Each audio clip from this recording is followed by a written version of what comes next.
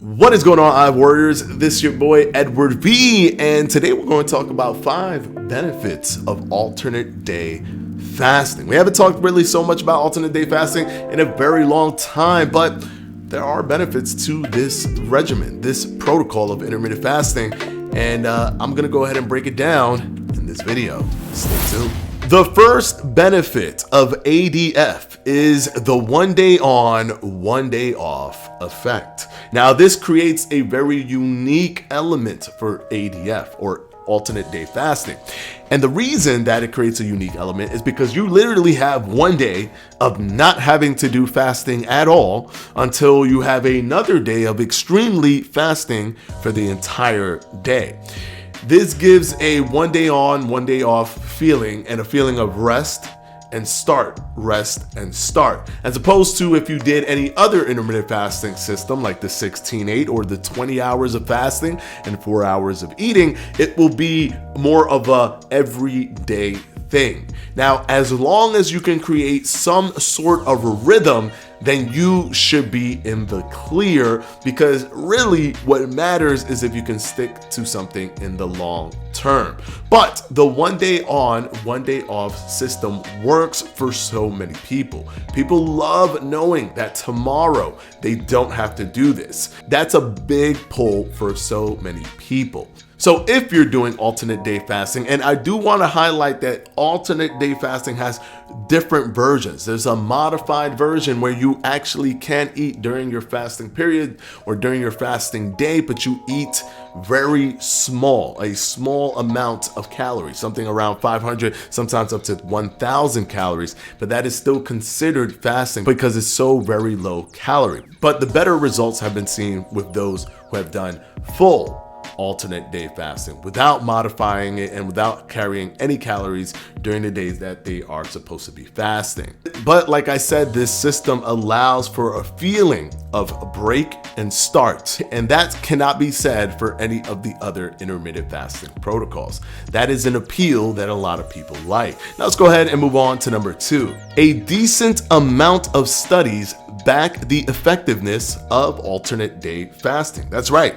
Alternate day fasting is actually one of the most popular when it comes to study design. So many people will have you believe, hey, intermittent fasting studies show this and intermittent fasting studies show that. But you have to know what the actual intermittent fasting protocol is. To say intermittent fasting is very broad. It is an umbrella term for so many different variations of fasting, some of which include even eating during times where you should be in a fasted time frame. So what are the protocols that have been used the most when it comes to intermittent fasting? Well, 16-8 is one of the top that has been used a lot, but alternate day fasting is right up there with 16-8. So if someone is talking about an intermittent fasting study, it is more than likely connected to either the 16-8 method or alternate day fasting. And because of this, we have a better understanding of what can happen to the human body via alternate day fasting because of the amounts of studies that we have out there. And because we have a lot of studies out there, there are so many positive studies that show that alternate day fasting does have good benefits to it, where people are able to stick to this regimen and it allows them to be at a caloric deficit on a consistent basis and see weight loss and a change in their body composition through the process of alternate day fasting. So alternate day fasting has a lot of studies behind it, and that is one of the positive benefits, because even though we understand what alternate day fasting is or all the other intermittent fasting protocols, you get a much greater peace of mind if you know that studies for health and biology and metabolic health are behind you when doing a specific regimen or diet. Now let's go ahead and move on to number 3. Number 3 is the long fasting time frame.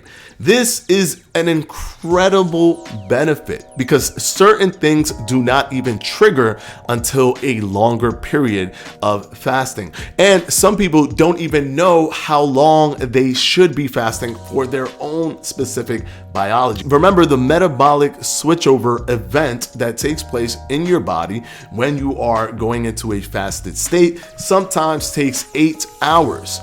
But other times it can take up to 12 hours.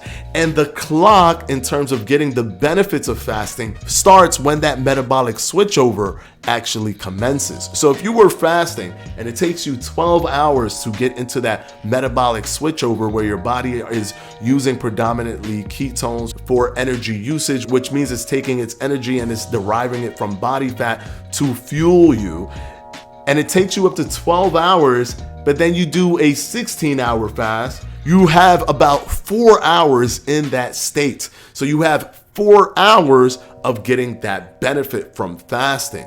Before those 12 hours hit, you weren't really getting the full benefit. You were not fully engaged into that metabolic switchover where those benefits start to take place.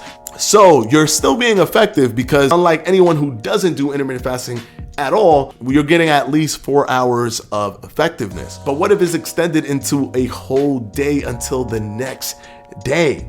You're adding so many more hours to that metabolic switchover event that's happening biologically in your body. So you are getting a lot more from the fast mechanism itself than most people or others who are doing shorter fasts. And this can be very beneficial for you. Now let's go ahead and move on to number 4. And number 4, bouncing off a little bit out of number 2, is that there is a decent amount of studies showing the longevity effects of the usage of alternate day fasting, which means that a lot of people are doing alternate day fasting and being able to stick to it. Even though it sounds kind of far-fetched, especially for someone who's never fasted at all, to fast one full day until the next day.